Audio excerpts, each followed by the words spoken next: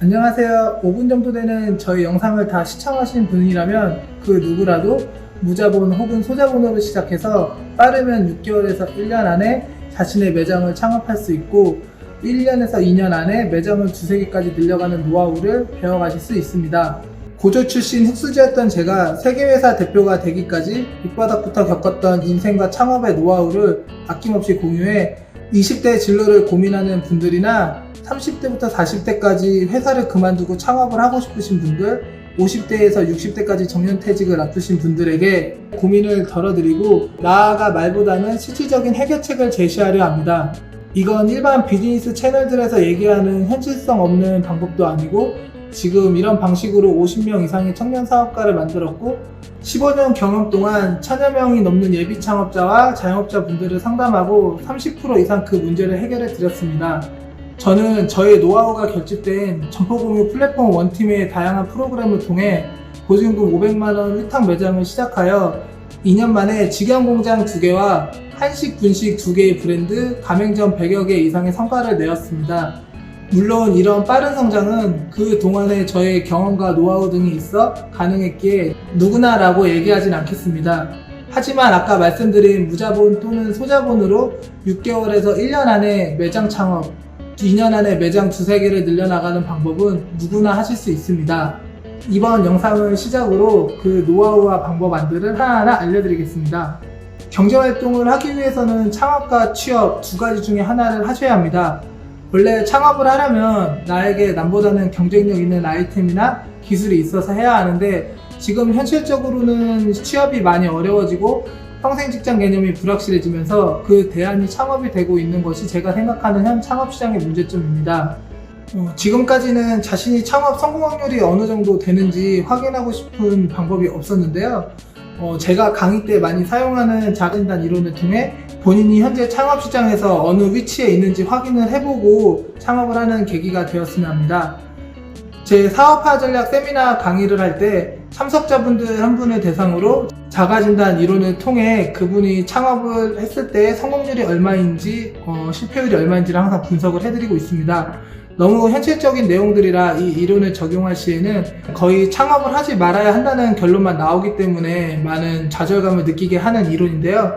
그럴 때는 또 현실에 맞는 방법을 가이드 해드리기 때문에 너무 좌절하실 필요는 없습니다. 자가진단 이론은 크게 6가지로 이루어져 있는데요. 매장 창업을 준비할 때 필요한 예산, 관련 경험, 운영 방식, 시장조사, 상권, 경쟁력, 이것이 이제 자가진단 이론의 6대 요소입니다. 자가진단 요소를 자세히 설명드리고 싶지만 각각의 요소 하나만 설명을 해도 영상이 10분 이상 길어지기 때문에 이 영상을 보고 계신 구독자님들께서 자체적으로 판단해 보실 수 있게 얼마 전 상담을 요청했던 20대 친구의 예를 들어 설명을 드리겠습니다. 상담을 요청한 친구는 커피 창업을 하고 싶었습니다. 카페 창업을 준비 중이라면 솔직히 저는 한숨이 먼저 나옵니다. 100% 실패할 수 없기 때문인데요. 그 이유를 자가진단 요소로 한번 알려드리겠습니다. 자가진단 이론을 실시할 때 평가표가 없는 상황에서는 간단하게 하는 방법은 해당 업종에 대해 제일 잘 나가는 매장을 선정합니다. 카페 창업을 한다고 하면 스타벅스나 투썸플레이스 같은 메이저 브랜드나 SNS에서 유명한 줄 서서 먹는 맛집 등을 기준으로 하여 본인이 현재 준비된 상황을 자가진단 요소를 적용시켜 보면 됩니다. 실제 필드에서 경쟁해야 할 상대는 동네에 있는 그저 그런 커피숍이 아니라 스타벅스입니다. 내가 현재 상황에서 스타벅스를 이길 수 있는 경쟁력이 하나라도 있는가 생각해보면 그 답은 나옵니다. 20대 친구의 예산은 3천만 원이었습니다. 관련 경험은 알바를 한 게 전부였고 창업 경험은 없었습니다. 본인이 직접 운영을 할 생각이었고 시장조사는 자본이나 이런 것이 부족했기에 되는 상권에서 하기를 원했으며 경쟁력 또한 없었습니다. 실제 창업 성공 지수에서는 운영 방식에서 직접 운영적인 부분을 제외하고는 전부 최하점을 받았습니다. 실패 확률이 85%나 나왔는데요. 예산에서 당연히 낮은 점수를 받았지만 이 분께서 관련 경험이나 시장조사, 경쟁력 등에서 높은 점수를 받았다면 실패 확률은 대폭 낮아졌을 겁니다.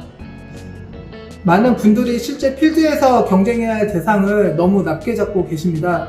현실을 인정하고 싶지 않거나 본인의 현재 상황에 대해서 최선의 합리화를 하고 있지만 이는 본인이 합리화하고 싶은 마음이지 실제 이용 고객들의 눈높이를 전혀 고려하지 않은 상황입니다. 창업하려는 본인은 스타벅스 같은 서비스를 경험하고 맛있는 커피, 넓고 좋은 매장, 상권이 좋은 곳을 찾아다니거나 SNS의 유명 맛집을 다니면서 본인이 창업할 땐 이런 걸 전혀 고려하지 않고 현재의 상황에 맞춰 최선의 준비를 다 하지만 그것만으로는 고객의 선택을 받을 수가 없습니다.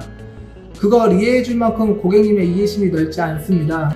내 돈을 내고 질 낮은 서비스를 받고 맛도 그냥 그런 곳을 자주 이용해줄 고객이 얼마나 있을까요?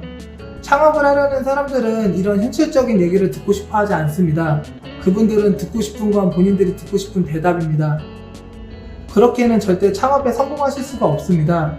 창업을 준비 중이시라면 오늘 제가 공개한 자가진단 이론을 적용하여 본인이 현재 창업시장에서의 상황, 위치를 깨닫고 부족한 부분을 채워 창업 성공률을 높이는 방법을 찾아보시기를 바랍니다. 오늘은 창업시장 전 사업화를 준비할 때 꼭 필요한 자가진단 이론을 설명드렸는데요. 이 영상을 시작으로 창업 성공률을 높이는 다양한 노하우와 방법을 계속 안내해드릴 예정입니다. 이 내용이 도움이 되셨다면 구독과 좋아요를 눌러주시고 제가 있는 한 우리 구독자분들은 창업시장에 안정적으로 정착할 수 있게 도와드릴 겁니다. 그러니 믿고 따라오세요. 그럼 오늘도 성과 있는 하루 보내세요. 안녕.